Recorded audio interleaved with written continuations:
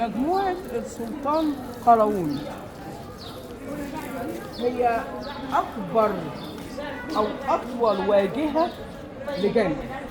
واحد. اتنين، قبل ما أخش الجامع هلاقي أحواض أهي. الحوض اللي حضرتك شايفاه ده كان بيبقى ليه مهندس مخصوص، في مهندس مخصوص يعمل الحوض بس ومالوش دعوه بالجامع. المهندس ده بقى ايه قصته؟ لازم ينقي الحجر اللي هيعمل منه الحوض ده، حجر ما بيفرولش علشان ما ينزلش فرولة في الحوض. واحد، لازم يعمل مقاييس الحوض بطريقة معينة عشان لما الخيل او الدابة تيجي تشرب منه ما يبقاش عميق قوي ولا ما يبقاش عالي قوي. 3، لازم يعمل له طريقة توصيل المية معايا. فانا عندي الحوض اهو بسقيفة تسقيفة من فوق واهو. وهنا بقى الاعمدة دي جريكو رومان، دي مش هو صانعها، لان ببص للشابيتو بتاعتها اللي هي تاج العمود. خلاص. فانا عندي الحوض وعندي هنا بقى ده المكان اللي كانوا بيحطوا فيه الجاشير او الاكل اللي هياكلوه الدواب. هو انا ينفع امشي بعربيه من غير ما احط بنزين؟ ما العربيات اياميها كانت ايه؟ الجمال والفرس. تمام. وعندي هنا بقى ايه؟ المأذنه. وقبل ما اتكلم عن المأذنه لازم اقول ايه هي العناصر المعماريه الاساسيه في الجامع. مأذنه، والمأذنه مستوحاه من فنار الاسكندريه. خدي بالك، المأذنه اساسها مستوحاه من فنار الاسكندريه. فنار الاسكندريه كانت القاعده بتاعته مربعه وبعدين مسمنه وبعدين اسطوانيه وبعدين الطب. المآذن شرحه ما هي اللي بتوجه المسلمين. صح. اقول معلومه حلوه كده لله كده للزبون وهتبسطوا يعني. المسلمين من حقهم يصلوا في الشارع لو سمع الاذان، ما دام على وضوء، ما دام طاهر يفرض ويصلي. طب افرض هو هيصلي دلوقتي، سمع الاذان وعايز يصلي، مش عارف اتجاه القبله فين، مش عارف، يقوم صلاح الدين الايوبي عامل له حاجه كويسه قوي. على قمه المأذنه يحط له هلال، وفتحه الهلال توجهه للقبله. خلي بالك، فتحه الهلال توجهه للقبله. لكن انا لو لقيت مأذنه وعليها دايره زي ما انت شايفه كده وفي النص عصايه، معنى كده ان اللي عمل الجامع ده كان عسكري ولاعب بولو، اللي هو يبقى على الخيل ويضرب بالرمح. فده كان لاعب بولو، كان عسكري ولاعب بولو. فهمت ازاي؟ الحاجات دي بقى الزباين هو لا نت شاف كده ولا الكلام ملوش فيه، هو ده داخل بقى ايه؟ يسمع كلام جديد اول مره يسمعه. فاهمه ازاي؟ انا نفسي اول مره اسمعه. انت ايش؟ باب قلاوون، باب خشبي مصفح. يعني ايه مصفح؟ يعني انا بحط عليه صفائح من النحاس او البرونز. شوفي بقى هنا بقى الراجل ده استاذ، بيقول لك ايه؟ صنايعي، معلم. شوفي، هو حفر البرونز وشغل لي كمان الاطارات بتاعت العناصر الزخرفيه دي. كل اللي انت شايفاه ده سعادتك، كل النقط دي مسامير يمسك البرونز في الخشب. معايا؟ اسطوات الشغل بقى زمان كانوا مين؟ اسطوات المعلمين، صح، يهود. اليهود دول فراوده. فكان ايه اليهودي عشان يقول لك انه الصناعه دي عاملها واحد يهودي، يقوم يحط لك نجمه داوود. احنا بقى في المدارس زمان لما كان الواد يجيب 10/10 نروح نديله 10/10 ونجمه. يعني انت التوب، انت مفيش زيك. واو. فهنا هتلاقي اثار كتير عليها نجمه داوود زي المعلم ده اهي.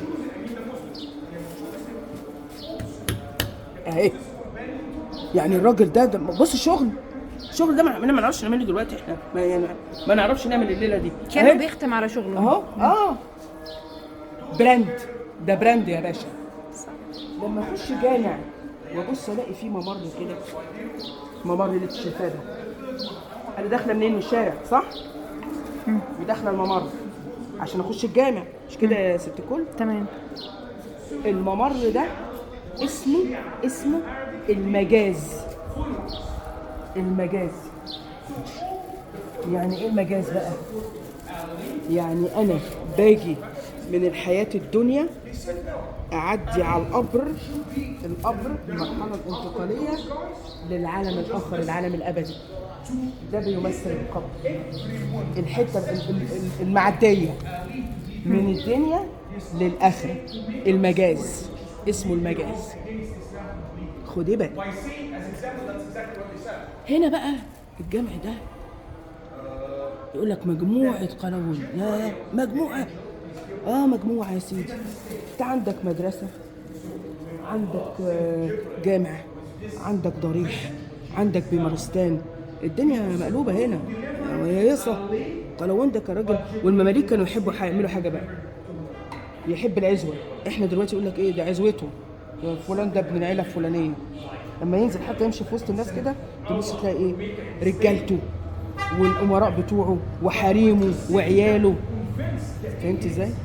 طيب اي كتابة في اي جامع مملوكي، حط دي حلقة في ودنك، اي كتابة في اي جامع مملوكي ثلث، خط ثلث.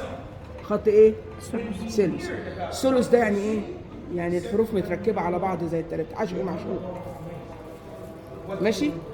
فانت تشعري الزبون كده تقولي له ثلث يعني 3 حروف متركبين عشر معشوق كده. الزبون ده بتلبس هنا هو هيسمع لك بعد كده، لان هو دي دخلت في دماغه. فهمت ازاي؟ كمل. دي مرشده. صباح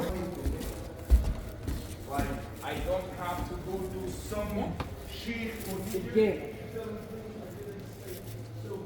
سجلي. الجامع وضريح، اي جامع فيه قبه يبقى ضريح، يعني في واحد مدفون فيه. ماشي؟ اوكي. الاعمده بقى، انا في السهلا الاعمده بصي ده اهو. العمود ده لما الاقي القمه بتاعته على شكل بصله، من شكل بصله اهو، ده اسمه عمود بصله اسلامي اوتوماتيك اسلامي. اي عمود بصله اسلامي. ماشي؟ اي عمود جريكو رومان، ده جريكو رومان ده جايبه من حته تانية. خلاص؟ اي عمود بقى عملاق كده ده فرعوني، ده جايبه من الصعيد. مش عارفين جابه من جرانيت، حته واحده من الجرانيت. هنا اهو خط الثلث اهو. السقف ده اسمه ايه؟ اسمه سقف الطشت المقلوب. طشت مقلوب. طشت بالفرنسي اسمه كوفيت، ما اعرفش بالانجلش ايه. طشت مقلوب هي فعلا زي القصعه، زي القصعه. قصعه مقلوبه، قصعه فيها كتابه بالعربي آيات قرآنية، والقصعة الثانية فيها نباتات. ده من الخشب المذهب، من الخشب المذهب، وده بيعملوا على الأرض قبل ما يلزقوا فوق. مش احنا دلوقتي عاملين حاجة اسمها الجبسون ولا مش عارفة ايه ده؟ جيبسون بورد. جيبسون بورد ولا جيبسون مش عارفة ايه ده؟ هو جيبسون بورد ايه؟ واحنا نخترع؟ ما احنا اللي عاملين. ما هو صح. ما هو اهو يا ست اهو قرن 14 اهو، اواخر القرن 13 اوائل 14 بلا جيبسون بورد ولا بتاع. اهو عملوا على الارض ولزقوا فوق، مش شغل معلمه. هاتي لي اي حد يعمل الكلام ده مش هيعرف، لان دوت من الورق المذهب. المذهب معايا. اللي عمل الساتر ده هو عباس حلمي الثاني. عباس حلمي ايه الثاني. وده هنا بقى ايه؟ الضريح اهو. الضريح اللي هو المدفن بتاع السلطان. بص بقى هنا انا هتكلم عن اعمده السقف اللي هو الشيخ البطن ده بتاع ايه؟ ابني بيعمل شقه. عايز اقول له تعالى شوف هنا جبت البورد.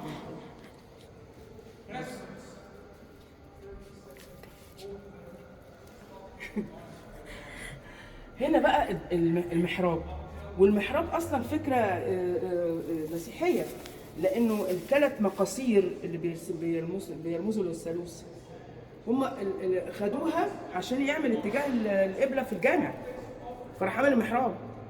فهمت ازاي؟ في الكنيسه مش انا عندي ثلاث شابيلات، ثلاث مقاصير عشان توجهني المسبح. لجيروسالم، صح؟ اوكي. هو خد نفس الفكره وعمل المحراب. اوكي. فاهمني؟ طب الراجل اللي عمل الشغل ده ايه يعني؟ كان ايه ديانته ايه ولا؟ اول هام نادرا لما بلاقي تطعيم حجر مع صدف. ده حجر مع صدف يا فندم، ده نادر. تمام؟ ادي الحاجه التانية، هو عامل لي هنا ايه بقى؟ اعمده اهي، خلاص، وعامل لي القوقعه الصدفه، وده رمز مسيحي. خلاص كده؟ يبقى هنا اللي عمل الشغل دوت احتمال ان هو يكون مسيحي وعاجبه الشغل، هو ملوش دعوه، هو ديانته ملوش فيه، هو الشغل فنه، حبه لفنه. فهمتي ازاي؟ فيروح سايب لك ايه؟ زي ما يعمل لوحه كده ويكتب لك الامضه بتاعته. صح. تعرفيه ما تعرفوش مش مشكله، انا ماضيه. فهمتي ازاي؟ الشابيتو اللي هو مش عارفه اقول عليه ايه بالعربي، اللي هي اللي فوق دي، الحته اللي فوق دي الطاقيه بتاعه المحراب.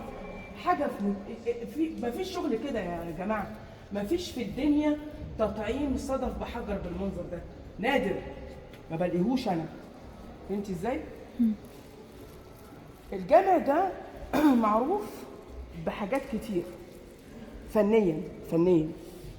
اولا تطعيم الصدف بالحجر، ثانيا اعلى شغل اجوريه دانتيلا زي ما بنقول عليه عباسي على الحجر الجيري، هنا اعلى حاجه، ماشي. وهنا دي اسمها نجفه، دي اللي هي من النحاس دي اسمها نجفه، الشكل ده اسمه نجفه، خدي بالك عشان في اشكال تانية. بصي بقى،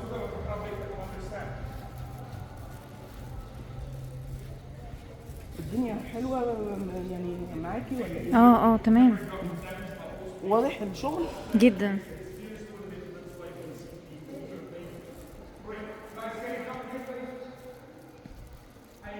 هنا بقى اهي، ابهري زبونك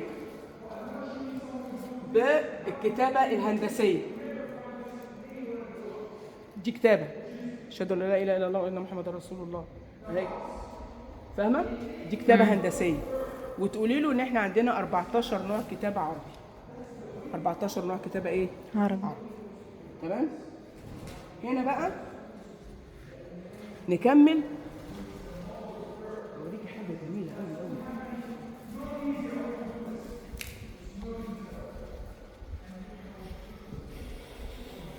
اي عمود حلزوني عثماني معايا بقى كده، اي عمود حلزوني كده بالشكل ده عثماني. تمام. اوكي.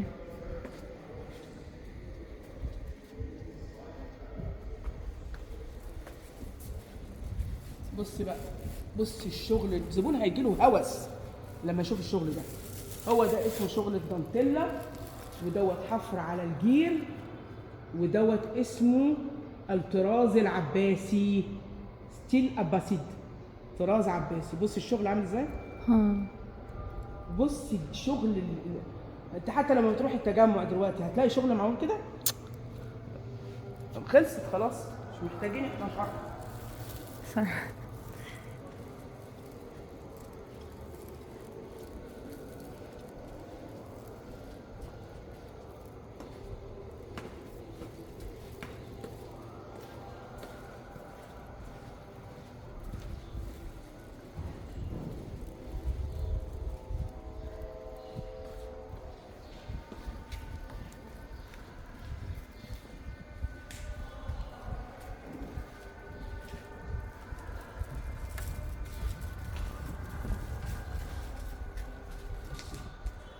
القطه دي مستنيه الفريسه. لأن ده البيمارستان بتاع قلاوون. بيمارستان يعني ايه؟ مستشفى. يعني مستشفى، زي ما بنقول دلوقتي المورستان اللي هو صالة المجانين. فالبيمارستان ده بصي بقى، دي العيادات اهو، ايش طبيب امراض نساء، وايش طبيب جلديه وعيون واسنان، تمام. لكن هنا بقى كانوا يحطوا ميه ساقعه، فاللي كان عنده زي شوك كده، صدمه نفسيه او عصبيه او جاله حاله هياج، يروحوا منزلينه هنا عشان يهدى. فهمت ازاي؟ فالبيمارستان دوت هو ده اول بيمارستان اتعمل في الشرق الاوسط، بيرجع للقرن ال14، حاجه عظمه قوي حقيقه يعني. وكانوا زمان ما يعرفوش حاجه اسمها مريض نفسي، فكان يقول لك ده ممسوس. ممسوس يعني مسته الشياطين، تمام. فكانوا بيعالجوه بقميص ويكتبوا عليه حروف وارقام وطلاسم علشان الراجل ده يهدى او يبعدوا عنه المس الشيطاني ده. احنا هنبص هنا وهنلاقي صور. السلام عليكم. بص الصور هنا دي، شوفي ده الصيدلي اهو عمال يحضر في الادويه اهو، وده الطبيب اهو، وده عنده حصبه. بعدين تروح قايله لهم ان احنا دلوقتي 100% من الاطفال المصريين مطعمين ضد الحصبه، وديت ادوات جراحه، وده الجهاز الهضمي، وده طبيب سنان اهو مش ماسك منشار هيخلع له الدس، ودوت طبيب امراض نساء، وطبيب مش طبيبه عشان الموضه اللي طلعت وقال لك دكتوره امراض نساء. ما هو طبيب اهو، وعامل عمليه قيصريه اهي، مش ولاده طبيعي، قيصري، تمام. ودوت طبيب العيون، وده النباتات اللي كانت بتستخدم في تحضير اللهم صل على النبي، الادويه.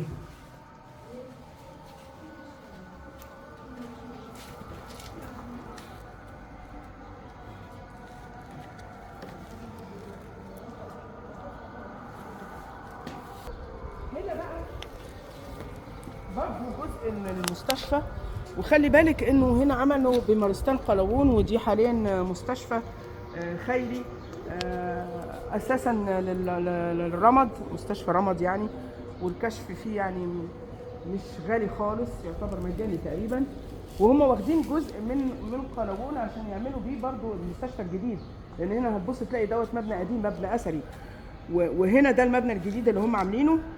وهنا ديت جريكو رومان، الشابيتو، الاعمده دي جريكو رومان. بص بقى هنا، بسم الله اللهم حفيظ يعني. هنا المشرحه اللي كان بيموت في المستشفى لسبب او لاخر، فكانوا بيجوا اهل المتوفي يستنوا هنا ويدخلوا هنا المشرحه، وهي مقفوله دلوقتي، وهي كلها معموله بالطوب ده، تمام. فده الجزء ده انا شفتها، زرتها قبل كده، شفت كلها يعني هي اوضه ضلمه ما فيهاش اي، بس هي مقفوله دلوقتي حاليا. ودوت المكان اللي بيستراحوا فيه الناس اللي هم يستلموا الجثه بقى.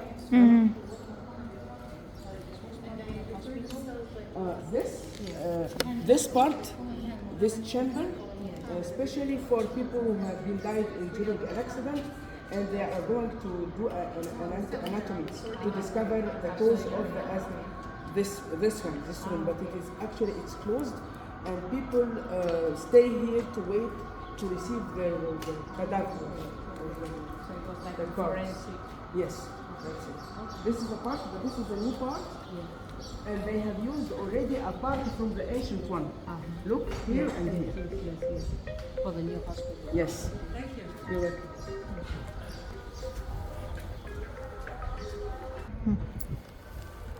اوكي.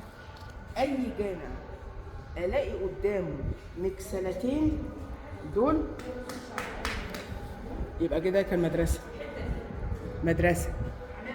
ما دام لقيت دول يبقى انا اللي هخش له جوه ده مدرسه.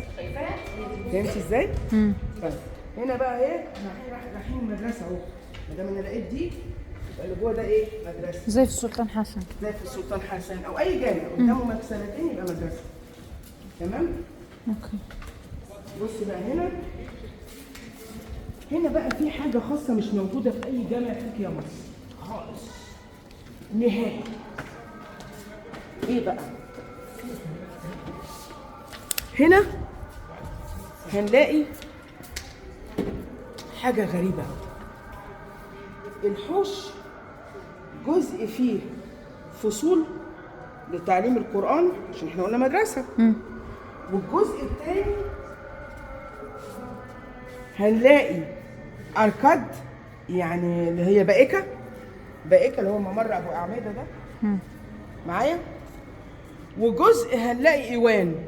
يعني الثلاث عناصر بتوع الجوامع موجودين في الحتة دي، في المدرسة والجامع وجامع مدرسة، 3. دي مش موجودة في أي جامع في مصر غير في قلاوون بس. فهمتي؟ بصي عمل لي إيوان أهو، وعمل لي هنا بائكة أهو، والفصول أهي. إيه يا راجل ده؟ ال3 يعني هو هنا لو أنت عايزة تشرحي للزبون ال3 أنواع جوامع تيجي هنا وتشرحي. فهمتي؟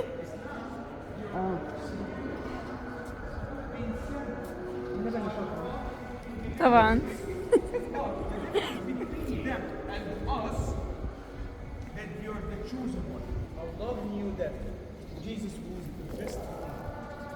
دي المسلمين مكتوب في القرآن حاجة اسمها مشكاة، الله نور السماوات والأرض. هي المشكاة دي شكلها ايه؟ ما احنا ما نعرفش ايه هو المشكاة ده. فلما دخلوا الكنيسة لقوا قدام المقاصير ده، فقالوا طب ما احنا ناخدها ونعملها ايه؟ وسيلة للإضاءة في الجوامع بتاعتنا. لكن دي أصلا رمز قبطي، رمز مسيحي. بصي بقى الجزء اللي منفوخ تحت ده، دي بطن السيدة العذراء، النور اللي جواها السيد المسيح طالع على العالم. تمام؟ وعندي 3 سلاسل، الثالوث، وسلسلة طويلة هي علاقة الرب بشعبه. تمام كده؟ تمام. طب والأعمدة دي جت منين؟ ما دام العمود ده لقيت عليه حاجة زي الكوليه كده اهي، ده جاي من معبد دندرة. اوه، معايا يا ست الكل؟ معاكي. احلى شغل اهو العباسي. الدانتيلا. الدانتيلا برافو. بص بقى زياده بقى، هنا هنلاقي اللي عمل المحراب اللي هناك هو نفسه الراجل اللي عمل المحراب ده. وهنبص نلاقي الشابيتو بتاع المحراب دوت زرعه وطالع منها ايه؟ رمان، ثمرة الرمان اهي. ما هو الرمان ده رمز مسيحي للبعث، هو بيديني عصير لونه لون دم المسيح.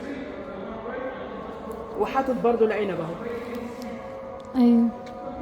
وده شغل فسيفساء، اغلى شغل فسيفساء في العالم، اللي هو بيبقى زجاج وعليه طبقة مذهبة. حلو كده؟ تمام. جميل الحياة؟ حلو قوي. نكمل بقى. يبقى الجزء ده مهم، لانك هتشرحي الايوان، هتشرحي الفصول الدراسيه، هتشرحي البائكه، وهتشرحي الجزء ده اللي هو فيه اعمده من معبد دندره وشغل الدانتيلا والمحراب. بص بقى يا ستي، قلاوون ده ما كلهم كانوا مخلفين عيال كتير، صبيان كتير يعني.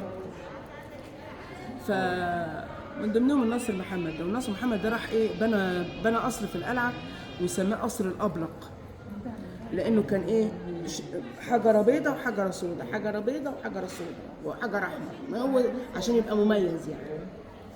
فالناصر محمد ده يا ست الحبايب قايم من النوم كده على الصبح، طالع في التراس بتاع القصر بيتمطع بقى كده، بص لقى ايه ده، عند مصر القديمه كده لقى مبنى وحواليه زباله كتير.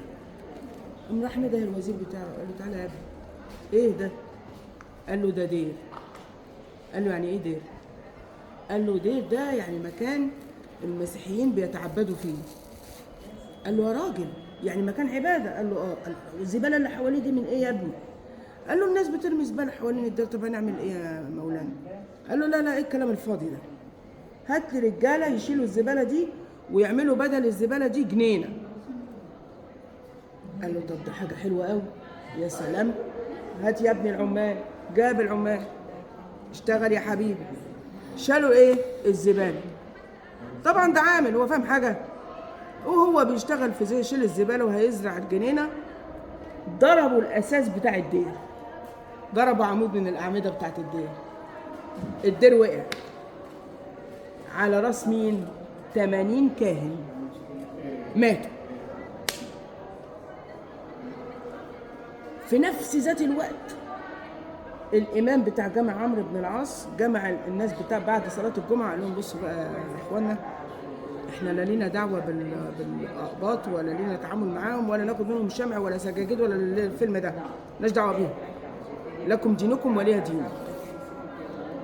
هنا بقى قامت اكبر فتنه طائفيه ما بين المسيحيين والمسلمين، وقعدت حوالي شهرين.